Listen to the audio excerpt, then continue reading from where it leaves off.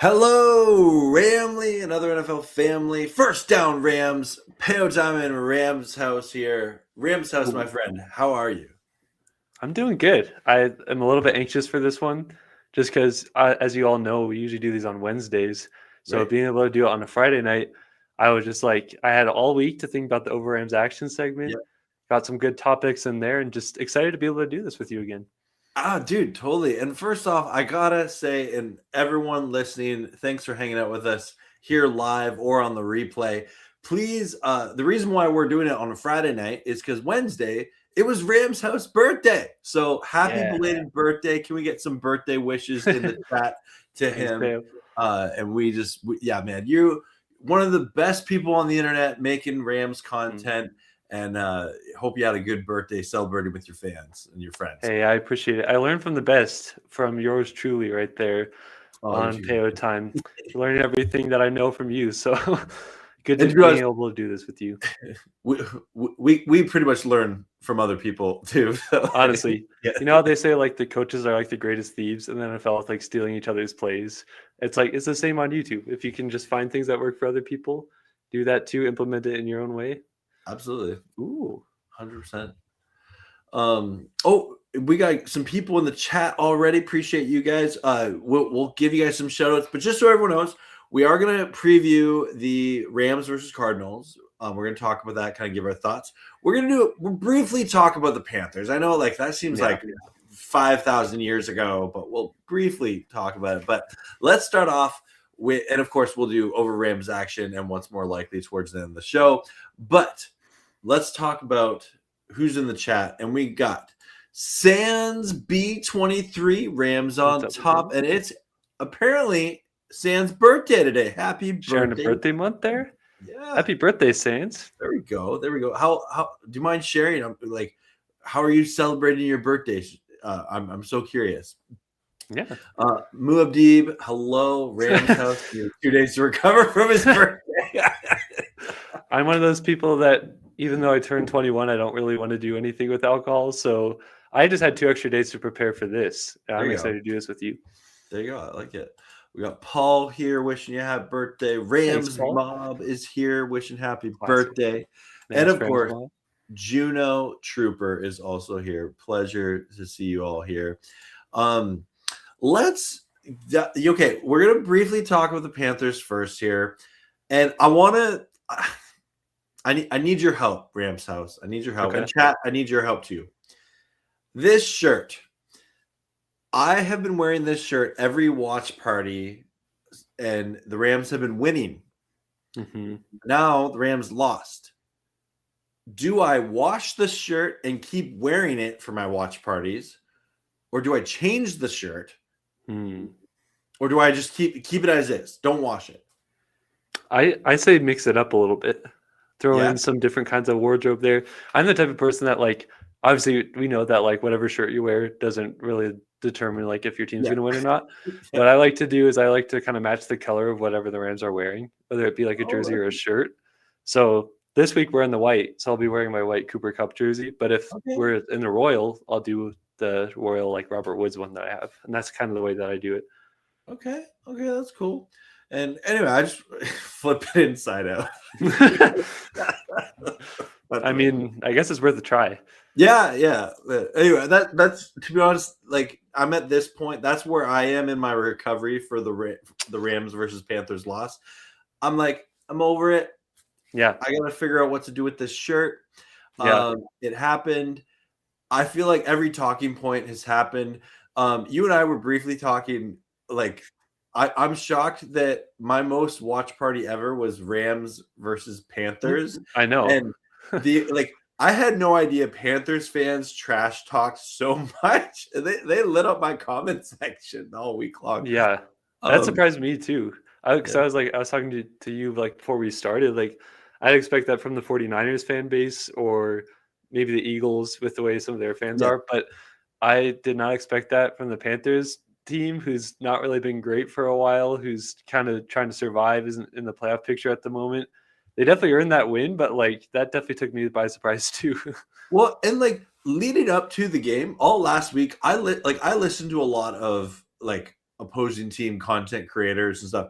And pretty much every content creator I listened to was like, oh yeah, the Rams are going to win. Like we're hoping the Panthers keep it close, maybe steal it, but like no way, like Rams are going to win. But then when the game started, oh my, Panthers fans came out and they were like, oh, like keep pounding. We got you. Like, I was like, okay, I did not see that coming. I mean, that could be honestly like the Panthers' biggest win they have the entire year. Like honestly, with the type of team that we are and what they're able to do there to stay alive, like even if they don't make the playoffs, this may be a game they look back on and be like, but remember when they beat the Rams, that kind of thing.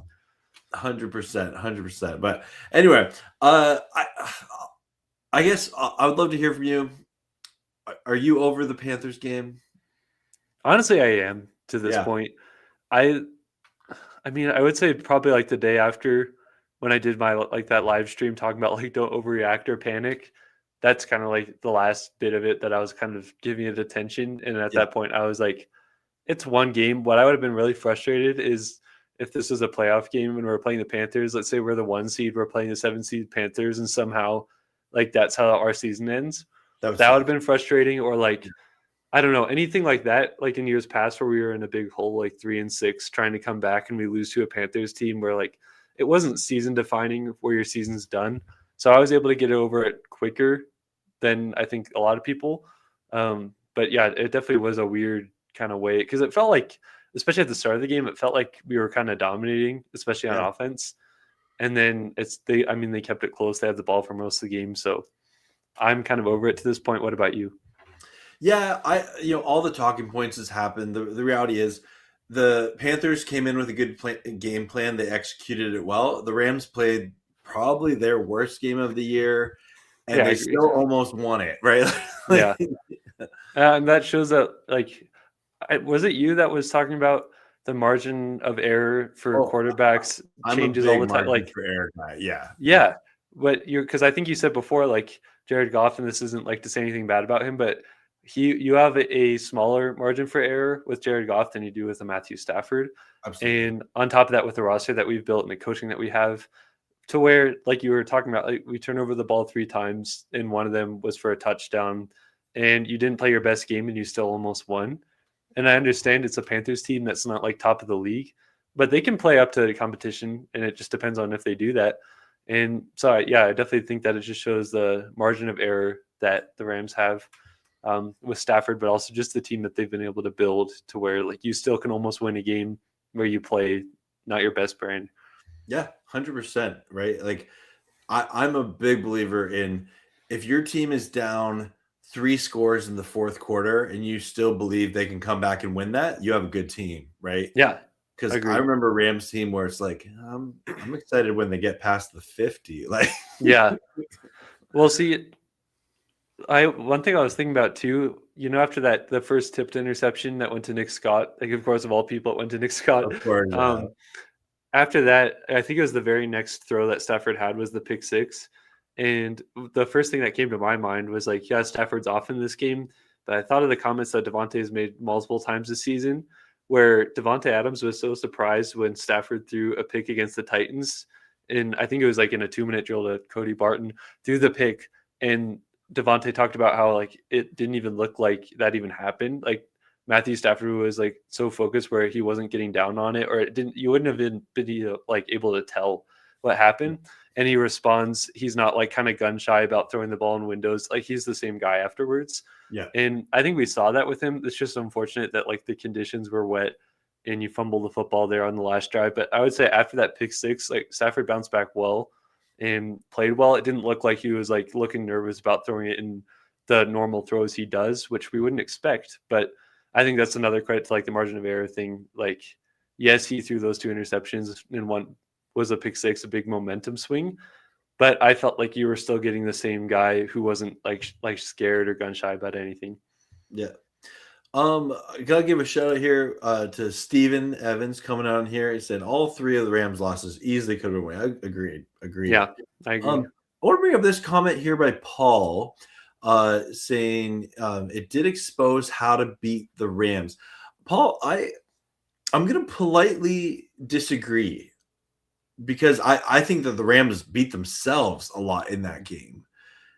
And any team that turns over the ball 3 times like that, there's a very good chance you're going to lose the game, right? Especially when you like the Panthers, they didn't have to take a lot of risks, right? Like I think did Bryce Young throw it like 22 times, something like that. He didn't have to. You didn't make Bryce Young have to sling the rock, who he is known for some turnovers himself, right? So I don't know if it specifically exposed how to beat the Rams, but I don't know. What do you think, Rams house? I feel like I'm kind of in the middle of both of you on that. Of one thing's like for sure, teams that have had success against the Rams are the teams that can stay on schedule and like get those quick passes out. Like we saw that with the 49ers the first time, especially. Just didn't get sacked a single time getting it out there. And you see that again with the Panthers, like they were passing the ball, quick passes. Like the fourth downs were incredible, like deep balls by Bryce Young, and those were That's great a really conversions. good point. Yeah, those You and Paul ones. bring that up, yeah. Yeah, those ones were definitely big plays by them. But to me, I think the way that you beat the Rams, kind of to what Paul is saying, is like if you can establish the run game like the Panthers did. We haven't seen a team run like that on the Rams all year, and it wasn't only the yards they put up. It was like they were wearing us out. They were owning the time of possession. So they were keeping the ball away from our offense, which is explosive. And on top of that, you have our offense who is committing turnovers, which is just a recipe for failure there. But yeah, I think a team that can get the ball out quick and can run the ball consistently. Like the Panthers never had any of those like ginormous runs, but they were consistently getting like 5 yards a carry. And if you can do that, really wear out this defense. When it comes time for those fourth downs, like the Panthers had, both of those fourth downs were longer developing plays and deep balls, and they were able to do that because first off, it was a shorter like situation. It wasn't like a 4th and 8 or a 4th and 10, whatever. It was shorter situations, but also the defense was exhausted from being on the field so much and having to stop the run to where they could actually have a little bit more time to be able to hit those deep ones. So I can kind of see what he's saying there for sure. You know what? I think you and Paul have maybe changed my mind on this. Then, yeah, because Paul, I'm glad you brought up this. Either one of those fourth downs, the Rams stop, and it's a turnover on downs. Rams probably win that game, right? Shoulda, woulda, coulda, right? But those are really good points there. But I do have faith in the Rams coaching staff to rebound from this, and I have faith in Stafford to bounce back and have a really good game against the Cardinals. And speaking of the Cardinals, that's a good segue into Rams versus Cardinals coming up on Sunday. And so let me just say this. So the Rams' all-time record against the Cardinals is 51-41, and they've tied twice. So they've played a lot over the years. It's currently in favor of the Rams, and especially in the Sean McVay era, the Cardinals have actually only won 3 games versus the Rams since Sean McVay was hired in 2017. What are your thoughts, Rams house, going into this Rams versus Cardinals matchup, the first one of 2025? Yeah, the funny thing is you bring up those 3 times that the Rams lost to the Cardinals, and it speaks to the success that the Rams have had against them. But also, I think the fact I can remember every single loss the Rams have had to the Cardinals under Sean McVay, like that just shows how good of a coach and a good matchup we've had with that. Yeah, because like last year, we obviously remember like week 2 getting blown out at State Farm Stadium. That was just a weird game, but they came to play and we didn't. And then, do you remember that game? It was in 2022. I think John Wolford was starting for the Rams. It was the game Kupp got hurt, and the Cardinals backup beat us. Yeah, and I'm trying to remember his name, but he's a coach now. I think it's McCown or something. Yeah, before that, 2021, it was like week 4, and they blew us out in SoFi. Those are the 3 times that happened with Sean McVay as our head coach. And so we definitely match up really well against them, no matter who the coach is. I think that Jonathan Gannon is a better coach matchup for the Rams than Cliff Kingsbury was. I just think like he's a better leader first off, but also the defensive, like you look at the numbers, they're not all that impressive on defense, but they do keep the Cardinals in games. And especially last year, the way that they're playing down the stretch there, I think they really kept the Cardinals competitive, and they don't have a lot of big names on their defense. But something I think about a lot is Matthew Stafford, a comment he made last year when they were asking him like what he thought about Gannon's defense. He talked about like certain things that they bring that he hadn't even seen in his career before. And that's impressive for a quarterback that has played for that long. And so this is definitely not a game to take lightly. Their defense doesn't rank great in a lot of areas. Like they're pretty middle of the pack and average, but it's a division game. It's a coach that knows us, who has played us tight. You think back to that last game the Rams played against the Cardinals last year. It came down to that Akella Witherspoon interception that bounced off the helmet of Trey McBride. So like, I think they may play us closer than people think. They have some impact players. Their coaching is good. But I do feel confident going into this game that the Rams are going to be able to bounce back. I think if the Rams beat the Panthers, maybe even in blowout fashion, this could be one of those weird trap games. But being that the Rams did get the win, I do feel confident that they're going to get the win. I just think it's going to be a little closer than what people may think. Yeah. And I always love the mindset that Sean McVay said years ago when they've lost a game. Like, you can't let the same team beat you twice, right? You can't let the Panthers beat you twice. You got to get over that loss. You got to get back on a roll. Got to get back in a rhythm.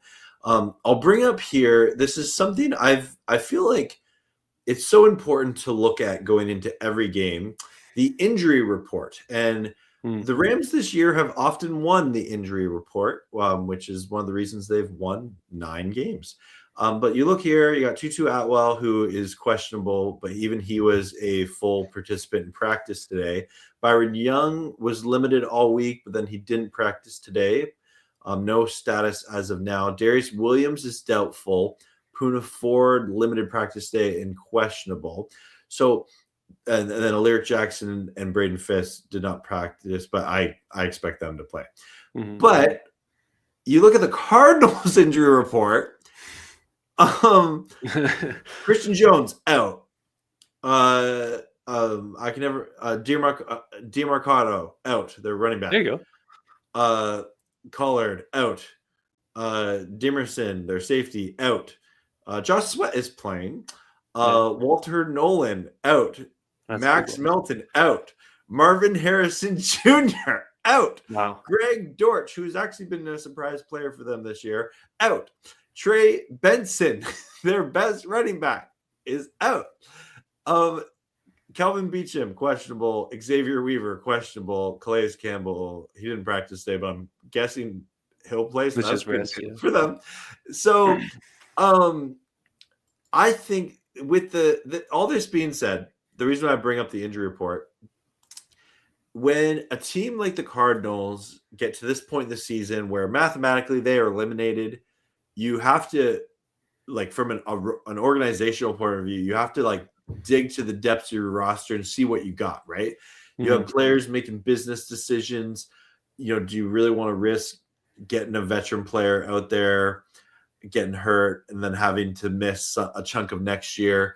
You know, they announced this week Kyler Murray is for sure missing the rest of the season. He's not going to play. I know, like, injury reports are not the final score of the game, but when you look at this Cardinals team that just looks decimated by injury right now, and even though they've been competitive, you know, most in pretty much all their games this year, you can't help but have a little bit of confidence that, you know, the Rams can win this game pretty convincingly. And if they don't, what a huge disappointment that would be. What do you think? Yeah. I don't know. I understand all the injuries that they have. I just have a feeling like this game is going to be closer than we think, and I'd be happy to be wrong about that. Yep. I think the Rams are going to win for sure. It's just this team, like you talked about. Can you pull up their score, like the scores that they've had this year? They have been in basically every single game outside of a couple, and the amount of games they've lost in the last couple of minutes is crazy. And like I said, even with these injuries, I just think that they stay competitive enough and are just like sneaky enough in certain areas. But I think they're going to get the win here. Injuries definitely play a big part, and it's going to hurt them for sure. I just think at this game, like, I'm kind of thinking in my mind like a 23-17 win for the Rams, somewhere around there. And I just think it's going to be one of those weird games. But yeah, let's see the schedule here. So they started off 2-0, beating the Saints and the Panthers. Great job. both one-score games. Mhm. Then barely lost to the Niners, barely lost to the Seahawks. The Titans game. That was crazy. One-score game to the Colts, one-score game to the Packers. They beat the Cowboys by 10 points. They got destroyed by the Seahawks. They got destroyed by the Niners. Overtime with the Jags, close game. Then one-score game with the Buccaneers. So, yeah, they've been in most of their games. Yeah, 2 games out of that whole schedule, from what I counted, was a blowout. Every single other game has been close, even with injuries. Like, the Cardinals have had a bunch of different injuries this year.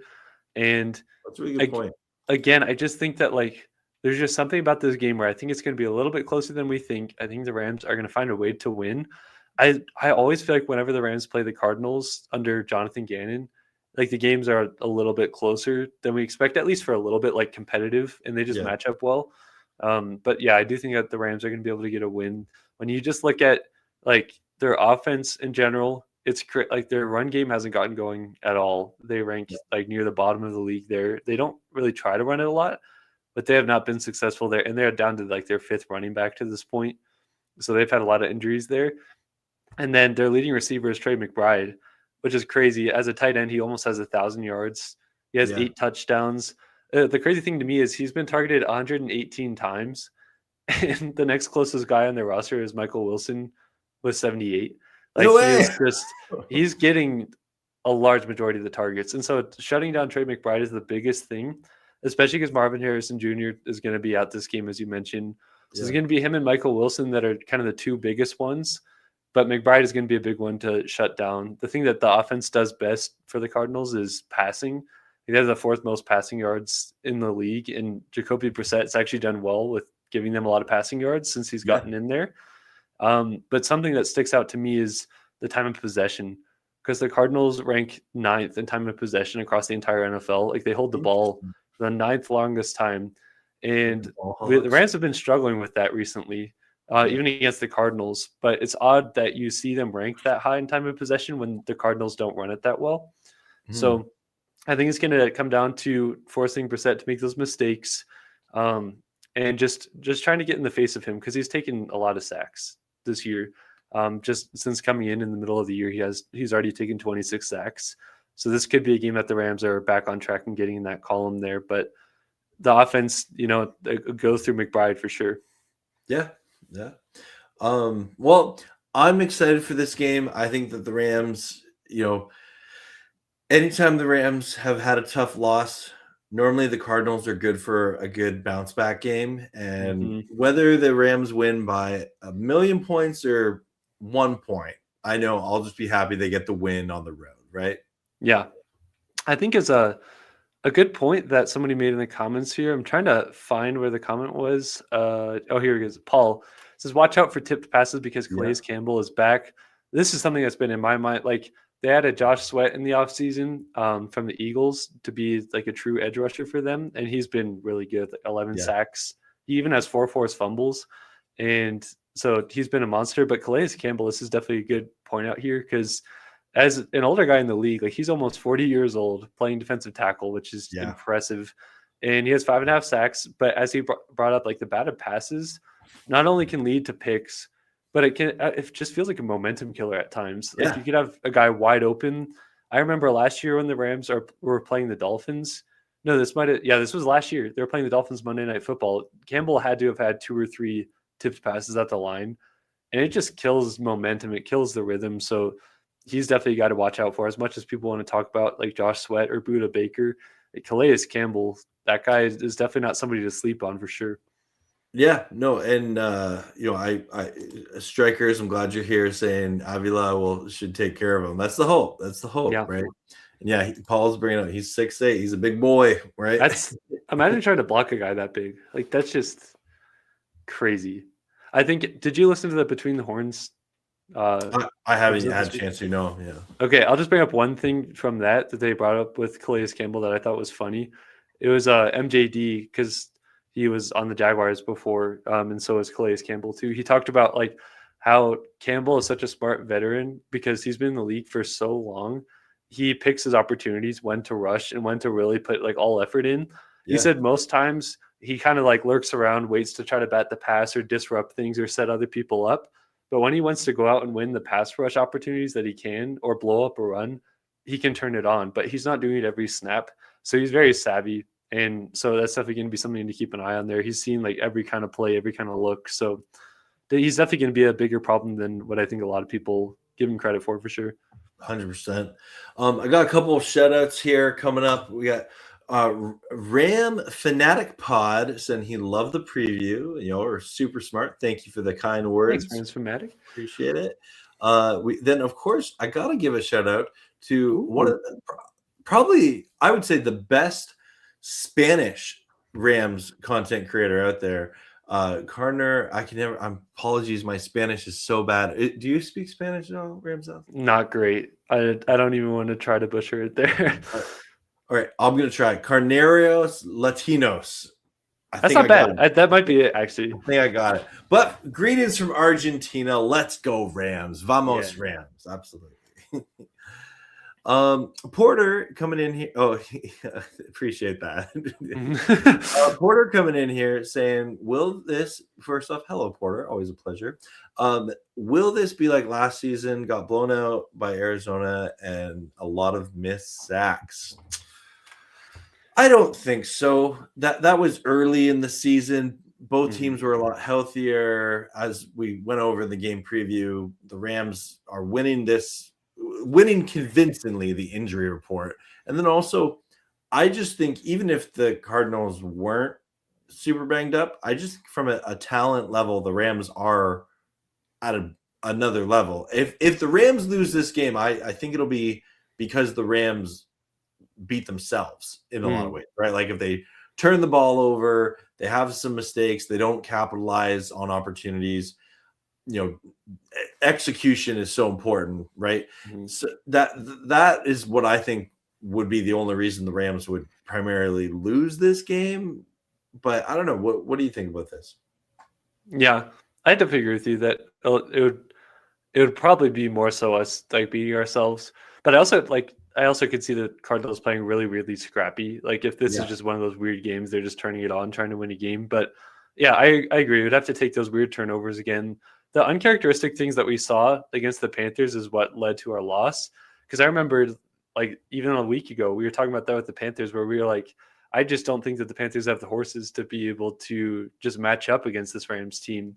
And I think any NFL fan look at the comparison of just the rosters and coaches, and you would side with the Rams 10 times out of 10, just of like what team is better. But the Rams were shooting themselves in the foot, and the Panthers came out with a good game plan. So I definitely think it would take more of that.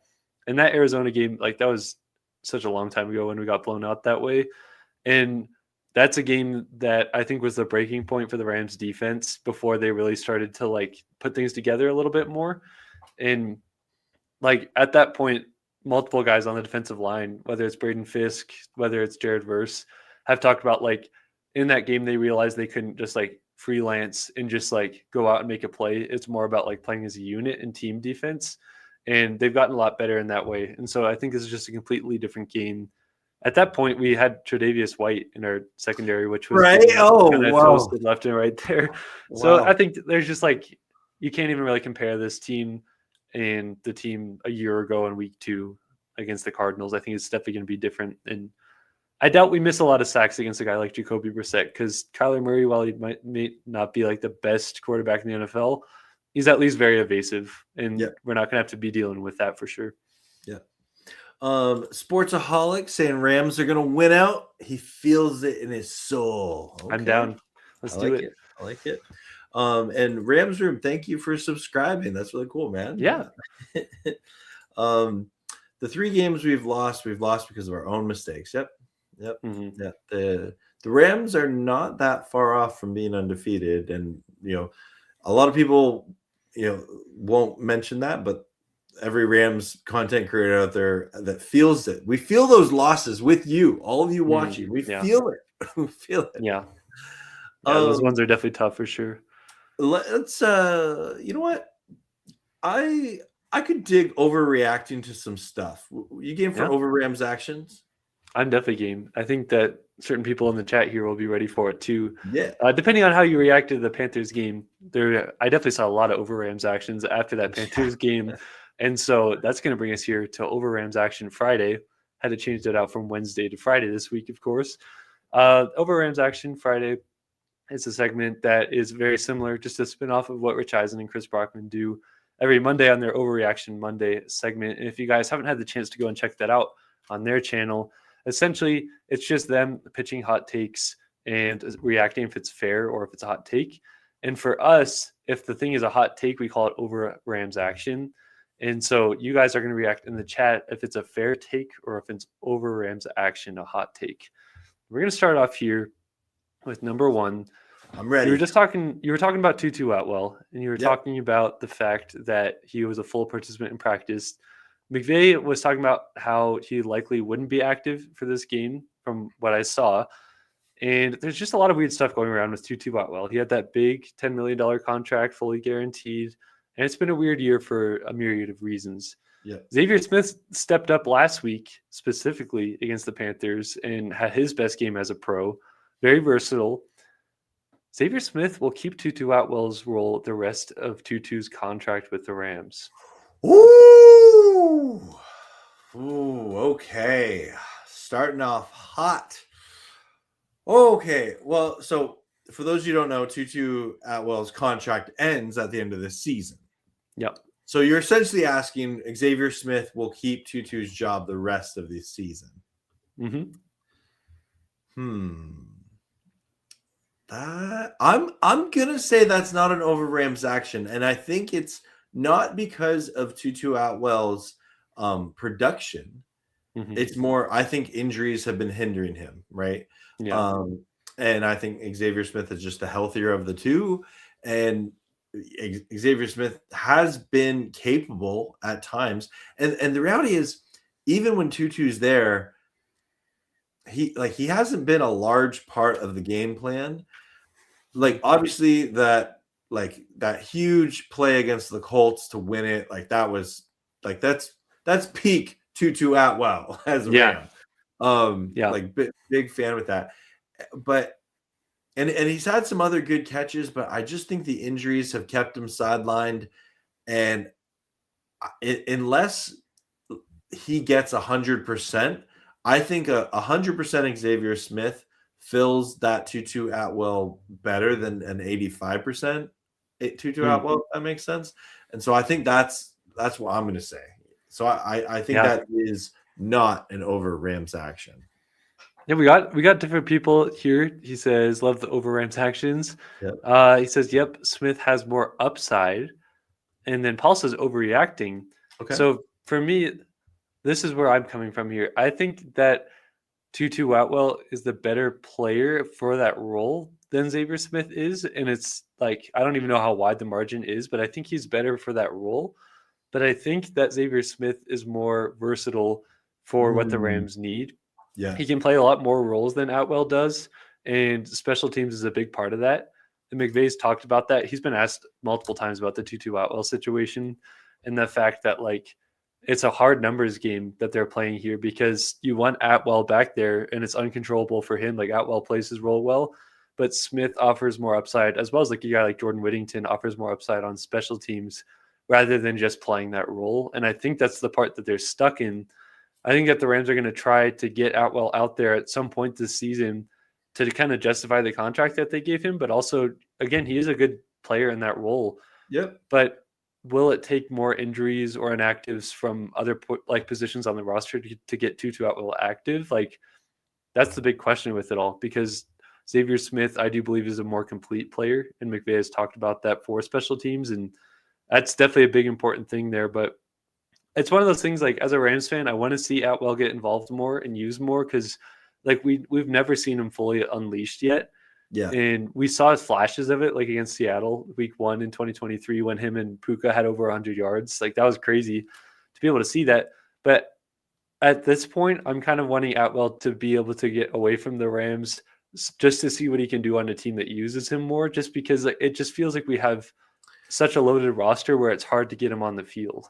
Yeah, and to be honest, I don't know unfortunately, I don't know if he gets that opportunity. I think he's kind of been labeled the gadget receiver. Yeah. And it's tough to shake that, right? Yeah. When you're at this phase of his career, right? Like he's going into year 5 next year, right? So that's tough. Gotta give a shout out, Willie Bowen in the chat, everyone. What's up, Pleasure Willie? having you, Willie. And I like this. Sounds like we're talking about Tavon Austin. Yeah. That's yeah, it's like you want it to work out well for him and for the Rams, and just like the upside. And obviously, we picked him in the second round. You just want to see it work out. This year has definitely gone differently than what I expected. And for Tutu Atwell, just with given the contract, I thought that meant they would use him more and he'd be implemented more. But one more thing, I don't want to spoil the entire Between the Horns for whoever listens later, including you. But another good point that they brought up there, they talked about when they gave Tutu Atwell this contract, the Rams were a completely different offense in terms of the way they were run. At that point, when they gave him the contract, they were still fully 11 personnel, utilizing a bunch of different receivers in that case. But I don't think they expected to move to like the 13 personnel that we've seen. And with 13 personnel, you only have one wide receiver out on the field. So are you really going to put Atwell in there above like Davante and Puka and the guys that we have there? It doesn't make much sense. I think that's a good point that they brought up, because while you may have expected to go a little bit heavier, I don't think that the Rams were expecting when they gave that contract the offense to look the way it does now. Yeah, that's a great point. Yeah. Yeah. All right. Good first one. I like it. What do you got next? All right, number 2. This one is dealing with the Cardinals game here. The Rams, I don't know if you've seen the different conversations regarding the pass rush and certain people getting disappointed with the output of it. I've seen that a lot this week. The Rams, in the 2 out of the last 5 games, have had a game without a sack, and that was against the 49ers and against the Seahawks. And they've had 7 sacks out of the last 5 games total. So that's caused a lot of people to kind of like panic and overreact about this pass rush here. I'm saying the Rams will have a 5-sack performance this week against the Cardinals. The Rams will have a 5-sack performance this week. 7 sacks in the last 5 games. Oh, why does it disappear like that? It's on a timer for some reason. You can turn the timer off. Let me try. I've been trying to. It just keeps doing it, though. Oh, that's weird. Wait, okay, can I? I think it's a weird update that they have for this now. Oh, interesting. Huh. Okay, yeah, I actually can't see your over Rams actions there. Okay, interesting. I'm just gonna keep clicking it when it disappears so that people can see. Okay, new thing. Anyway, okay, Rams have 5 sacks. You know what? I'm going to say that's not an over Rams action. I think this Rams D-line is ticked off about their performance last game. There is the caveat that the Panthers really didn't throw it that much, so the Rams didn't have a lot of opportunity to rush the passer. But I think that the Cardinals, I think they're going to be playing from behind, and I think that will give this Rams pass rush an opportunity to really go after the quarterback. So I'm going to say that's not an over Rams action. I'm with you there. Cardinals running game has not been great this year, as I talked about. And Jacoby Brissett, with all the things he's done well for the Cardinals and how well he's played stepping in there, the one thing that has been bad with him, and it's not necessarily on him, is the sacks that he's taken. Like, he's taken a lot of sacks. I think it's 26 to this point. And I think that this is going to be an opportunity for the Rams to be able to get 5 sacks, despite, recent outputs haven't been the best. I mean, you look back a couple of weeks ago against the Bucs, we had a 4-sack performance there. I'm saying it's not impossible there, but I can understand both sides here. Scott says 5, no. Rams mob 5 is ambitious. I say over Rams action. Okay. That's interesting. Okay. Porter says, I agree with that bounce back season. Scott says 3 would be good. So 3 sounds about right. So a lot of people are thinking about 3. I could definitely see that. I could also see this being a 5-sack performance, just given the fact that the Rams, I think they have an opportunity this game. And the Cardinals are one of those teams that have longer developing passing plays, as opposed to teams like the Panthers and the 49ers that we've played that get it out quick. I think that's going to give the Rams some opportunities, but I could definitely see 3 sacks for sure. Yep. All right, number 3, as we have to continue dealing with this weird timer thing for the banner. All right, Buda Baker, incredible player. we've seen him for many years on the Cardinals. It feels like there's multiple Budda Bakers on the field at one time. Mm-hmm. Budda Baker will have more tackles than Nate Landman. Ooh.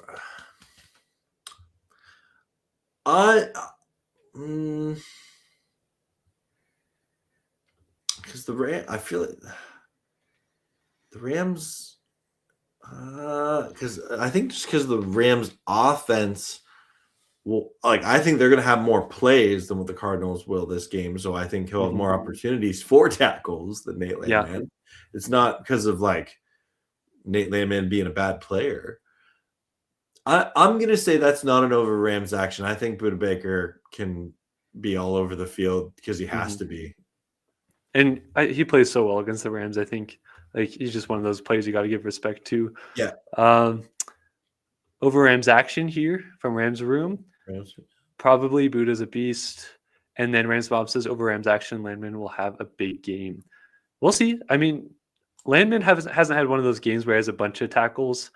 I think last time we saw a game where he had a bunch of them was when I think he broke the Rams tackle record, right? Yeah. Against the Ravens. That was he went off that game. We can see it happening this game, but I just feel like Budda is always everywhere against the Rams. Vaughn in here says, "Where's your guys' Michael Sam jerseys?" That's a throwback St. Louis. Oh wow, right there. I've thought of that name in a long I did not think I'd see his name pop into a First Down Rams episode tonight, but gotta respect those St. Louis years. Those were, well, they weren't fun in a lot of ways. We didn't win a lot of games. We had some great moments there. Definitely some underrated Rams there for sure, but didn't think I'd see his name pop up. I figured out how to turn the timer off. It's just, oh, you got it? Yeah. Oh, sweet. I don't know why that just automatically turned on there for that, but yeah. All right, that's we're going to segue here into number 4. All right. We know Blake Corum. He's been playing really well for the Rams. Yep. Best game Ram last week for sure. And they still split time between Blake Corum and Kyren Williams. It's not a full-on just hot hand, whoever is hotter. They typically get it about a drive each and switch off there. So is this a hot take or an over Rams action to say Blake Corum will finish the last 5 games of the season with more rushing yards than the leading rusher for the Cardinals will be in the last 5 games? Ooh. If it's the last 5 games, will Blake Corum have more than the Cardinals' leading rusher in the last 5 games? Because the Cardinals are so banged up at the running back position, right? Mm-hmm. DeMarcoto's been out, Van Knight, or Bam Knight. They have Benson's been injured. I don't think that's an over Rams action at all. If anything, I think it'd be more of an over Rams action to say the flip side of that. They struggle to run the ball to begin with, and they're so banged up at that position. I think that Blake Corum, because he is getting an increased workload, I think I'm quite confident he will have more rushing yards. That's interesting to hear, because the thing that makes it interesting for me is Blake Corum obviously gets less snaps than Bam Knight does for the Cardinals. So just by that, he's going to get a lot more opportunities, Knight will, for the Cardinals than Corum does. But I don't think it's crazy to say Corum outrushes him in terms of yards in the last 5 games, even though he gets less reps than Knight does. Striker's Corner says facts, not no reaction. I agree with Strikers. Corum looking like he's settling in. How many yards is Card's top rusher this year? I'm looking that up right now. Okay. Give me 1 second. I'm going to bring that up on screen.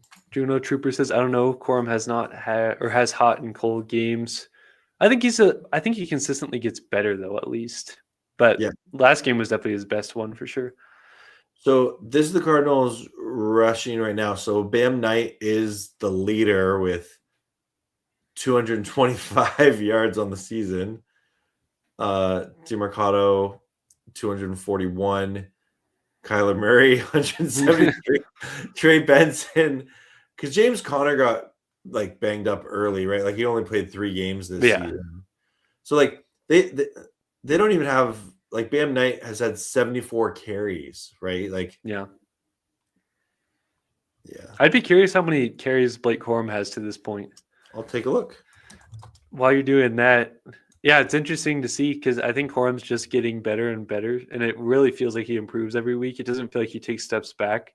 I think the biggest thing that sometimes he does a little bit too much is like bouncing a run outside that needs to go inside, compared to just like Kyren is good at just like going up the gut. But out of the two guys, the guy that is more likely to get those explosive long runs is definitely Blake Corum, and it's cool to have both those guys out there because I like them equally, and they do different things for this offense.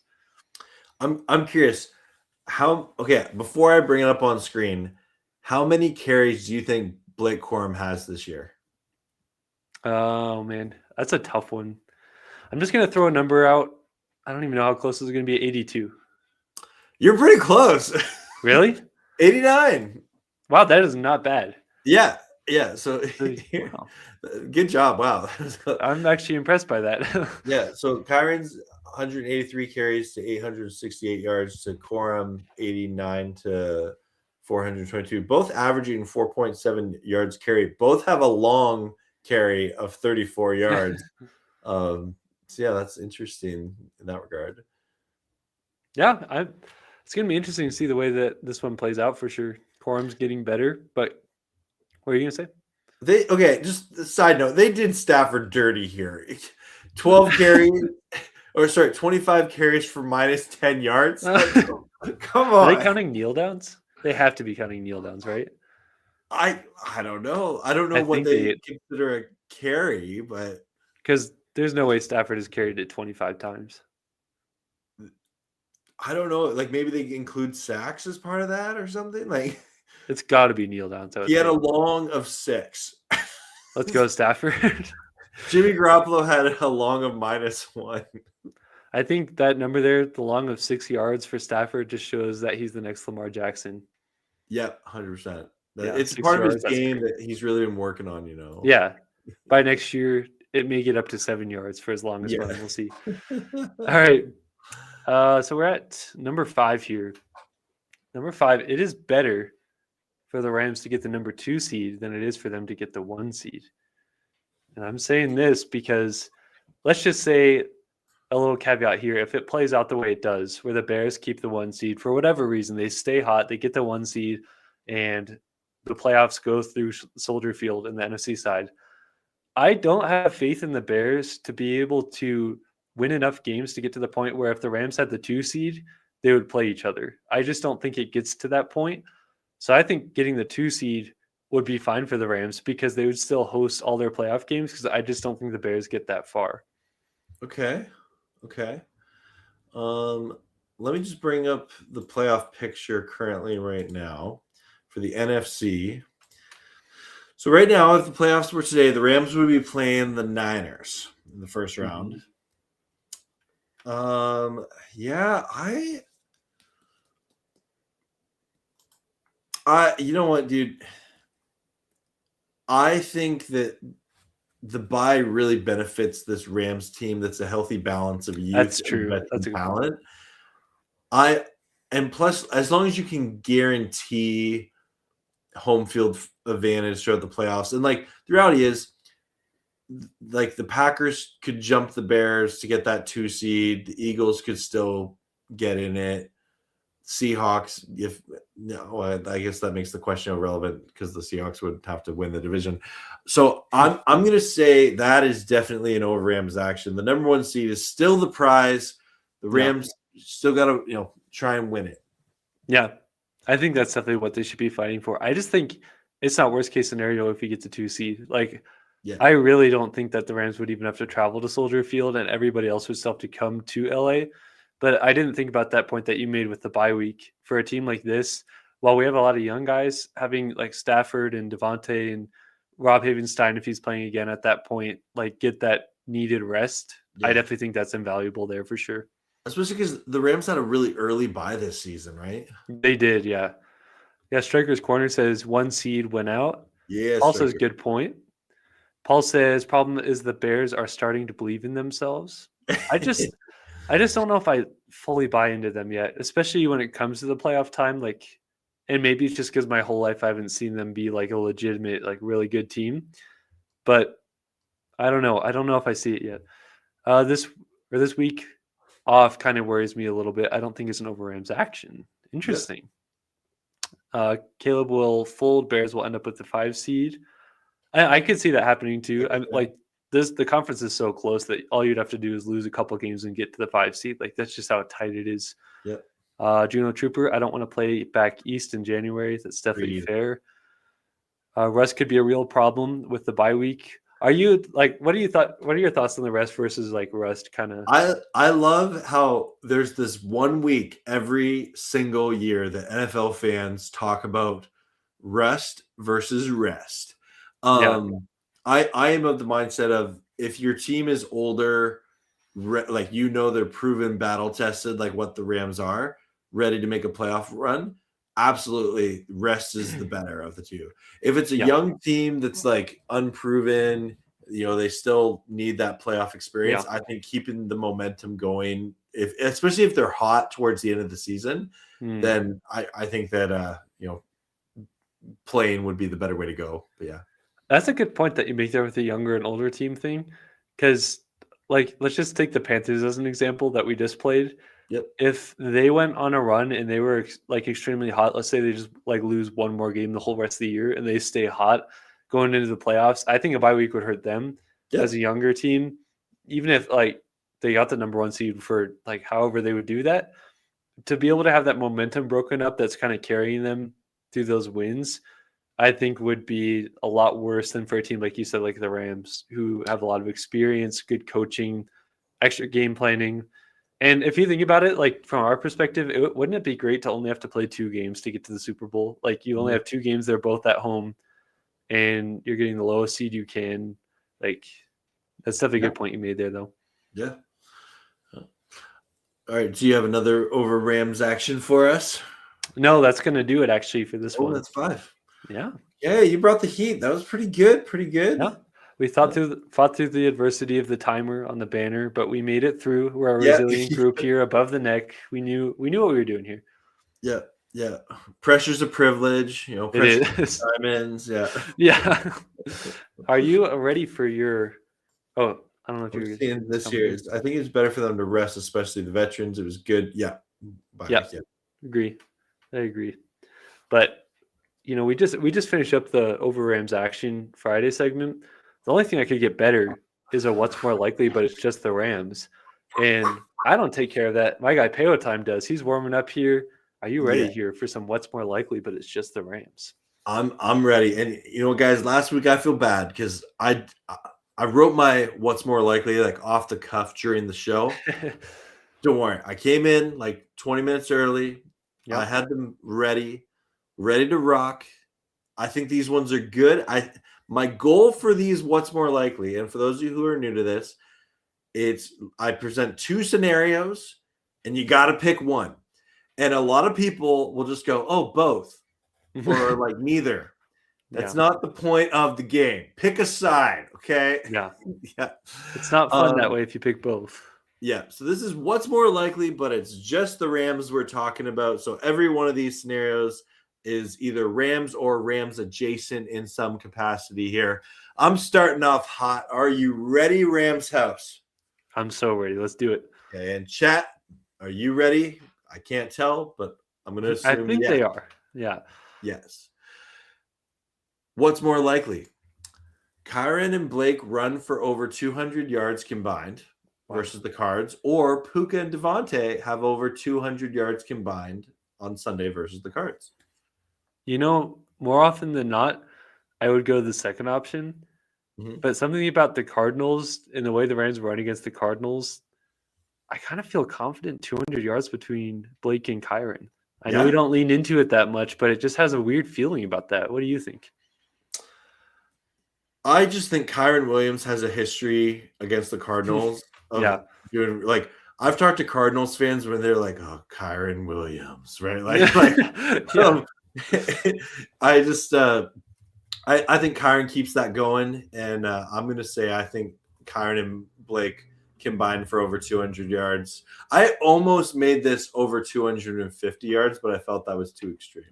Yeah, I don't know if I would have signed off on that, but yeah I think Kyren definitely had some of his breakout games versus the Cardinals, and they ran for 150 on 20 carries last week. Kyren and Blake did, so I think really the only thing that could stop the Rams from doing that is themselves and not running it enough because we just love to pass the football. But yeah, I mean, this could definitely be one of those games that the Rams do that for sure. Rams Mob is saying Puka and Davante. Striker agrees with you. Yep, and so does Cornelius. Yes, and Juno saying Kyren and Blake McVay knows he needs to run the ball. I hope so. Okay, let's get. All right, okay, we're gonna keep it going here. Okay, what's more likely? The Rams sweep the Cards this year, so beat them twice, or either the Niners or Seahawks miss the playoffs. I'm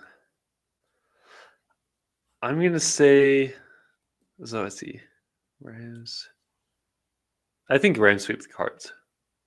Yeah, I mean, I know that I was just talking about how they play competitive and close as divisional, but I think it'd be more likely for that to happen than to see the Niners or Seahawks miss the playoffs for sure.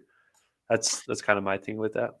Now that I'm thinking about it, maybe this one isn't actually that close. Just given the record, the state of the NFC, like the Niners or the Seahawks, they'd have to have a collapse. See, right? Where you really could have gotten me stuck is if you said the Cardinals sweep the Rams or the Seahawks miss the playoffs. Like that would have been like, I have no idea what I would have said with that. Yeah. Given that, I would take Rams sweep the Cardinals. It's funny you mentioned that. Let me just type the no. I'm just kidding. Yeah. This is actually a bluff. I actually had that one typed up here. That's funny. Okay, well let's see if I can stump you in the chat a little bit more on this one. All right. What's more likely? The Rams have less than 30 points against the Cardinals, or the Packers beat the Bears on Sunday, giving the Rams the number 1 seed if the Rams beat the Cardinals. I really could see the Packers beating the Bears, to be honest. Yeah. But I said earlier, I feel like the Rams, this is going to be one of those weird closer games. In my head, I think Rams are going to win 23-17. So as much as I want to say the Packers, I think it's going to be Rams less than 30 points. And that's just the weird feeling I'm getting with it. What do you think? Okay. I think it's the Packers beat the Bears. I think the Rams score over 30 points this game. I have confidence that this Rams offense is going to have a bad taste in their mouth they want to clean out. And the best way to clean it out is with a dominant performance. And so, a lot of people are agreeing with me on that regard.